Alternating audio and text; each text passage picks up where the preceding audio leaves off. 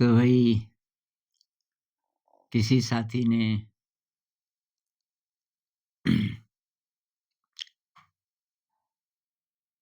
कहा है कि इस पर कुछ बातचीत होनी चाहिए। How the mind imitates the self. तो सेल्फ से उनका मतलब है कॉन्शियसनेस कह लो, आत्मज्ञान कह लो। और माइंड का मतलब हमारा ये आम दिमाग। जब हम बोलते हैं ना कि ये मेरे को पता चल गया, अपना आपका जो दिमाग है और दिमाग तो अहंकार से लिप्त भी होता है। ये जो मैं का भाव है, तो ये भी उसमें होता है। तो इसके इसके 2 मीनिंग्स मोटे-मोटे मेरे दिमाग में आ रहे हैं। एक तो ये कि जो आत्मज्ञान है, वो तो डायरेक्ट रियलाइज़ेशन है ना, डायरेक्ट आपको ज्ञान प्राप्त हुआ, कुछ पता चला। लेकिन दूसरा है कि उसके बारे में आपको जानकारी मिली और आपने उसको सच मान लिया और ये मान लिया कि मेरे को हो गया आत्मज्ञान या मैं जानता हूँ। तो एक एक वो थे ना वेदांती, वेदांत में कहते हैं ना मैं ना शरीर हूँ, ना मैं मन हूँ। वेदांती बोलते हैं कि अद्वैत बोलते हैं, अद्वैत। अद्वैत मतलब एक ही है, मैं प्योर कॉन्शियसनेस हूँ, मैं विशुद्ध चेतना हूँ, न मैं ये शरीर हूँ, न मैं ये मन हूँ। तो मेरे एक दोस्त के साथ ये आ रहे थे, ये अद्वैत वाले ऋषिकेश से। तो उन्होंने बोला भई कि एक सन्यासी भी आ रहे हैं मेरे साथ। तो हमने कहा ठीक है। अब यहाँ वो पूरी बस में वही बोलता जाए, ना हम शरीर हैं, ना मन है, हम तो विशुद्ध चेतना हैं। और जो मेरा दोस्त वो ये कह रहा था भई उस चेतना का पता चले तब तो ठीक है, लेकिन जब तक ये शरीर है तो तब तक तो है ना, शरीर भी है कि नहीं? तो शरीर को मानोगे तो आप आगे नहीं बढ़ सकते। तो उसने कहा शरीर को भई शरीर का ध्यान तो रखना पड़ेगा ना। तो ख़ैर वो बस से उतरे तो करीब 300-400 मीटर चलना पड़ता है ऊपर, जहाँ जहाँ हम रहते हैं, सड़क से ज़रा दूर है, चढ़ाई है। अब उनका पैर मुड़ गया, सन्यासी जी का। बस से उतरे और ऊपर थोड़ा-सा फिसले मेरे ख़्याल से, पैर पे मोच आ गई। अब वो चल ही ना पाए। मेरे दोस्त ने कहा चिंता मत करो, सपोर्ट देके ऊपर लाए कि वहाँ फिर दवाई है हमारे पास। तो यहाँ एक उसको बोलते हैं बिच्छू बूटी, एक प्रकार की झाड़ी नेटल। तो उसमें स्पाइन्स होते हैं मतलब कोमल-कोमल काँटे सारे पत्ती में, डंठल में और एक-एक काँटा ऐसे है जैसे 10-10 इंजेक्शन लग गए हों। बहुत 1 मिनट आदमी छटपटा जाता है उसके दर्द से जब उसको लगाते हैं। लेकिन उसमें हीलिंग पावर बहुत कमाल की है।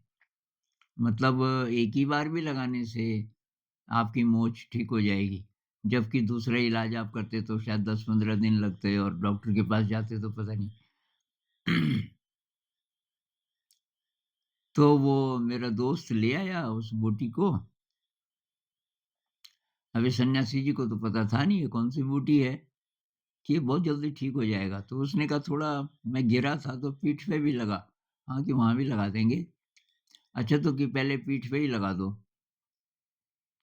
अब उसकी पीठ पे जब लगाया तो वो एकदम चिल्लाया कि बस, बस, बस, बस। मेरा दोस्त कहने लगा, शरीर तो है ही नहीं। तू तो विशुद्ध चेतना है ना, तो विचलित क्यों हो रहा है? शरीर तो है ही नहीं। वो कह रहे हैं नहीं, नहीं तो फिर कि तू बोल कि मैं शरीर भी हूँ। जब तक ये शरीर है तो ख़ैर हम सब काफ़ी बहुत हँसे बड़ी देर तक। तो भई एक तो ये है कि आपको झलक मिली, आप उसको तो आत्मज्ञान आप उस समय बोल सकते हो। हमेशा नहीं। उस समय आपको झलक मिली, अब तो नहीं मिल रही है ना। मतलब ये दूसरा मीनिंग है। एक तो है कि किताबों में पढ़ लिया आपने, वेद वेदांत पढ़ लिए, उपनिषद पढ़ लिए, आपने धर्म ग्रंथ पढ़ लिए, तमाम दुनिया भर के धर्म ग्रंथ पढ़ सकते हो, अलग-अलग धर्मों के भी पढ़ सकते हो। आपने कुरान पढ़ लिया, आपने बाइबल पढ़ ली, भगवद गीता पढ़ ली इत्यादि, और आप सोचते हैं कि आप अब बहुत ज़्यादा आध्यात्मिक हो गए और आपको तो पता चल गया सत्य का। एक्चुअली केवल शब्द इकट्ठे किए आपने, पता कहाँ चला? ये छोटा बच्चा है ना, छोटा बच्चा रियल एक्सपीरियंस लेता है ये बाहर के जगत का। जैसे पानी है, तो पानी का पता उसको किस चीज़ से चलता है? बच्चे को केवल आप बोल दो कि ये पानी है, थोड़ा बहुत दिखा भी दो, वो कन्विंस नहीं होता। तो बच्चा जब पानी के साथ खेलता है, बारिश गिर रही है, मम्मी बोलती है बिट्टू को अंदर लाओ वो भीग जाएगा। वो देख पानी बरस रहा है, कि पानी अच्छा बिट्टू को नहलाना है, उसका पानी ठंडा हो जाएगा। वो देखता है अच्छा ये भी पानी है जो मेरे ऊपर गिर रहा है। मम्मी बोलती है प्यास लगी है, ये सुरुचि थोड़ा पानी ला दो पीने के लिए। अच्छा ये भी पानी है। मम्मी बोली कहीं सब्जी जल तो नहीं गई ज़रा पानी डाल दो। तो पानी अलग-अलग संदर्भों में अ, तब उसको पता चल जाता है कि अच्छा ये पानी है।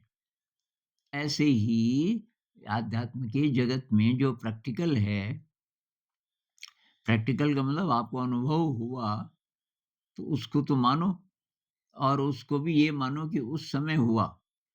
तो हमेशा के लिए नहीं, कुछ परिस्थितियाँ बदल सकती हैं। मतलब जो कहते हैं कि चेतना है ना, वो कोई स्टैटिक चीज़ नहीं है, कोई फिक्स्ड चीज़ नहीं है कि आपने एक बार उसको छू लिया, तो वो उस समय छुआ। क्योंकि अ, वो तो पल-पल कुछ और भी है, पल-पल रिन्यू हो रही है। कॉन्शियसनेस पल-पल डिफरेंट भी है। मतलब हर बार का आपका अनुभव अलग प्रकार का होगा। तो ये दूसरा मीनिंग है कि एक बार कृष्णमूर्ति जी के पास एक साधु आए, उनके डिसाइपल्स भी थे बहुत सारे। अब आ गए तो कहने लगे कि कृष्ण जी आपको मुझे कुछ बताना है। मुझे ऐसा अनुभव हुआ, अलौकिक अनुभव हुआ और ऐसे-ऐसे तब से मेरी ज़िंदगी बदल गई और बस अब मेरा यही रास्ता है। तो कृष्णमूर्ति जी ने बोला कब हुआ अलौकिक अनुभव? कि 10 साल पहले हुआ। कि उसके बाद भी हुआ कि ना दोबारा तो नहीं हुआ, 10 साल पहले। अरे कि भूल जाओ उसको, 10 साल पहले की बात है, वो तो पास्ट हो गया। उस समय हुआ ना, फिनिश्ड। अब उनकी तो ज़िंदगी भर की दौलत वही थी, उसी के भरोसे वो फिर ये साधु बने। इतने सारे डिसाइपल्स वो पीछे भी देख रहे थे, वो तो नहीं सुन रहे। डिसाइपल्स नहीं सुन रहे, ये तो कह रहे हैं कि 10 साल पहले हुआ तो भूल जाओ। तो कृष्ण जी कहते थे तुमको जो भी हुआ, कोई झलक मिली, पास्ट में मिली ना, फिनिश्ड। अब आप ज़िंदगी कैसे जीते हो, वो है असली बात। तो मत मानो कि मेरे को अब वो जो झलक मिली उससे आपको एनकरेजमेंट मिला कि भई कुछ है, इस रास्ते पर चलना है, वो तो ठीक है। लेकिन ये मत बोलो कि बस अब मैं शुद्ध हो गया, मुझे ज्ञान प्राप्त हो गया। क्योंकि बुद्धिज़्म में तो भई एनलाइटनमेंट की परिभाषा ये है कि आप राग और द्वेष से मुक्त हो गए। आपके अंदर कोई तृष्णा नहीं बची, कोई अ, विकार नहीं बचा, तब आपको एनलाइटेंड बोलेंगे।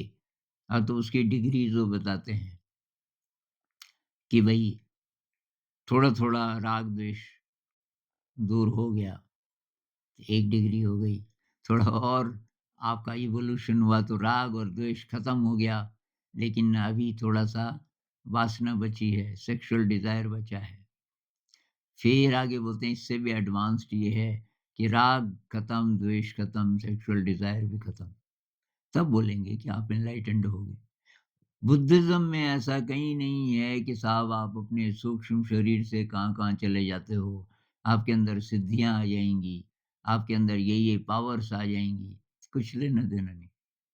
बुद्ध कहते थे कि ये पावर्स अगर आ भी जाएँ आपके अंदर, किसी को पता मत चलने दो, नहीं तो आप डिस्ट्रैक्ट हो जाओगे। तो इसलिए जिसको हम बोलते हैं ना कि मुझे पता है, आई नो, उसको चैलेंज करना चाहिए कि सचमुच पता है कि इधर-उधर से लिया? सचमुच आत्मज्ञान हो गया या अ, या आप एक्टिंग कर रहे हो, नकल कर रहे हो उसकी, आत्मज्ञानी की? मतलब क्योंकि आप बोल सकते हो बहुत बढ़िया, आप कोट कर सकते हो जगह-जगह से ये धार्मिक किताबों से इत्यादि। एक और आए थे यहाँ, वेद की स्टडी की उन्होंने और स्वामी बन गए थे बहुत कम उम्र में। तो वो भी ये कहते थे कि वो तो है ही हमारे अंदर। हमने कभी वो मतलब माना हुआ है ना आपने कि आपके अंदर ही है उसको, परमात्मा को हो, उसको ईश्वर को कुछ भी कहो, के अंदर है, विराजमान है, हर समय हम मर भी जाएँगे वो ज़िंदा रहेगा। अब एक तो ये है कि ये तर्क के स्तर पे अच्छा मतलब कॉन्सेप्ट है। ये इस पर आप काम करेंगे, पता करेंगे ऐसा सच है कि नहीं है। तो लेकिन वो कहते थे कि तो हमने कभी ध्यान, हाँ, कि ध्यान भी कर लें, लेकिन उनका ये था मतलब स्टैंड कि करें या ना करें वो तो है ही अंदर। तो वही वही अंदर है ही तो फिर ज़िंदगी में व्याकुलता आती है, ज़िंदगी में कष्ट आते हैं, परेशानी आती है कि हाँ, ये आते हैं, चिंता आती है कि आते हैं, तो फिर वो तो नहीं आनी चाहिए ना। भई अगर 100% आपको या तो पता चल गया या 100% विश्वास हो गया, वो भी बड़ी बात है विश्वास होना, तो फिर तो सब मिट गया ना, सारी चिंता मिट गई। ऐसी स्थिति आई तो कुल मिला के मेरे ख़्याल से एक तो अपना अपना अध्ययन करते रहें, मेरे अंदर कुछ बचा है विकार, तो पूरे दिन भर मैं कैसे जीता हूँ, तो कई पल ऐसे आएँगे जब पता चलेगा थोड़ी-सी चिंता हुई, है ना? थोड़ा-सा गुस्सा आया, अ, इत्यादि जो भी विकार हैं ये, थोड़ी-सी वासना आई, तो ये हैं मतलब मेरे अंदर। तो असली जो रास्ता है, एक तो इसको स्टडी करते रहो अपने बॉडी माइंड को और उसका शुद्धिकरण है, रास्ता उसका शुद्धिकरण है। और ये जो हम ज्ञान के सहारे मान लेते हैं, ज्ञान भी बोरोड, उधार ज्ञान के सहारे हम ये मान लें कि साहब मैं तो पहुँच गया, अब मुझे कोई ज़रूरत नहीं है। और दुर्भाग्य से अगर आपको ऐसे लोग भी मिल जाएँ जो आपको ऊपर बिठा दें, कि बस आप तो एकदम प्योर हो गए, ऐसे-ऐसे बोलने लग गए, तब शायद आपकी प्रगति रुक सकती है। क्योंकि सब आप आत्म-विश्लेषण नहीं करेंगे और ना आपको अपॉर्च्युनिटी ज़्यादा मिलेगी। भई आम ज़िंदगी में आम इंसान की तरह आप रहोगे तो तब तो ठीक है ना, क्योंकि हर एक नहीं समझ रहा आपको कि आप कोई ख़ास हैं। तो वो उस तरह भी ट्रीट करेंगे आपको बिल्कुल आम आदमी की तरह। तो उसमें बीच-बीच में कुछ खटपट भी होगी, कभी थोड़ा गुस्सा भी आ सकता है। तो कितना गुस्सा पहले आता था, अब कितना आ रहा है उसी स्थिति में। कितनी चिंता पहले होती थी और अब हो रही है उसी स्थिति में। तो एक जैसी स्थितियों में अब आपका रिएक्शन कैसा है? लोगों के प्रति पहले ऐसा था कि वो अच्छा नहीं है, वो अच्छा नहीं है। वो उतना ही है कि कुछ कम हो रहा है, कि नहीं भई वो जो समभाव कहते हैं ना कि कोई कुछ भी करे, आपके मन में द्वेष नहीं है उसके लिए, ऐसा हो रहा है क्या? तो अगर द्वेष भाव कम हो रहा है कि सब आपके मित्र, अ, जिसने बुरा किया या अभी भी कर रहा है, वो भी अंदर से तो प्योर सोल है ना, ऐसी ऐसी भावना आपकी बन गई, तो सभी मित्र हो गए और राग नहीं है, अटैचमेंट नहीं है या कम हो रहा है धीरे-धीरे, धीरे। धीरे तो इसके सहारे आगे बढ़ें, ना कि ये जो हमारा ये बार-बार का ज्ञान है। अब तर्क को सैटिस्फाई करने के लिए ये चर्चा हम कर सकते हैं कि भई ये ब्रह्मांड कैसे बना? अब तर्क पूछता है ना ऐसे-ऐसे सवाल तो तर्क के स्तर पे क्या ठीक लगता है, उसमें वो सब बातें शामिल होंगी। आपने कुछ पढ़ा, कुछ सुना इत्यादि, इत्यादि। लेकिन उससे भी बड़ी बात कि जो इन्फॉर्मेशन आपके पास आई, उस पर तब आपने मनन किया। आपका जो दृष्टिकोण है जीवन के प्रति, उसमें क्या चीज़ फिट हो रही है, तो उसको आप लेंगे। तब उसको आप अच्छे तरीके से दूसरे को भी समझा सकते हैं। तो तर्क को सैटिस्फाई करने के लिए ये जो फिलॉसफीज़ हैं, जिसको मैं बोरोड नॉलेज बोल रहा हूँ, ये यूज़फुल है वो, तर्क के स्तर पे। लेकिन अंत में ये होना चाहिए कि भई ये असली ज्ञान तो नहीं है। असली तो वही होगा जो मुझे डायरेक्ट एक्सपीरियंस होगा और डायरेक्ट एक्सपीरियंस भी केवल एक बार नहीं, तब मैं उसके आस-पास रहूँ, उस अनंत के आस-पास रहूँ, तो तब तो बात है। तो उसके लिए काम करना है। नमस्कार।